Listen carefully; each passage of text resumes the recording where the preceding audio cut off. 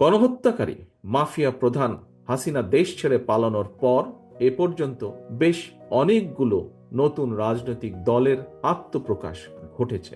বহুদলীয় গণতন্ত্রে বিশ্বাসী বিএনপি সকল নতুন রাজনৈতিক দল ও সংগঠনকে স্বাগত জানায়। তবে নির্বাচনের মাধ্যমে গ্রহণ কিংবা বর্জনের চূড়ান্ত সিদ্ধান্ত জানাবে জনগণ। সুতরাং প্রতিটি দলের অংশগ্রহণ একটি অবাধ ও সুষ্ঠু নির্বাচন, জাতীয় নির্বাচন অনুষ্ঠানের লক্ষ্যে সবার আগে নির্বাচন কমিশনকে প্রস্তুত রাখতে হবে।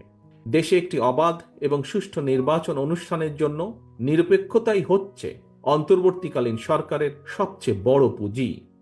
কিন্তু সরকারের নিরপেক্ষতা নিয়ে ইতিমধ্যেই জনমনে সন্দেহ, সংশয় সৃষ্টি হয়েছে। নিজেদের নিরপেক্ষতা বজায় রাখতে আমি বাংলাদেশ জাতীয়তাবাদী দলের পক্ষ থেকে অন্তর্বর্তীকালীন সরকারের প্রতি আরও সতর্কতা অবলম্বনের আহ্বান জানাই।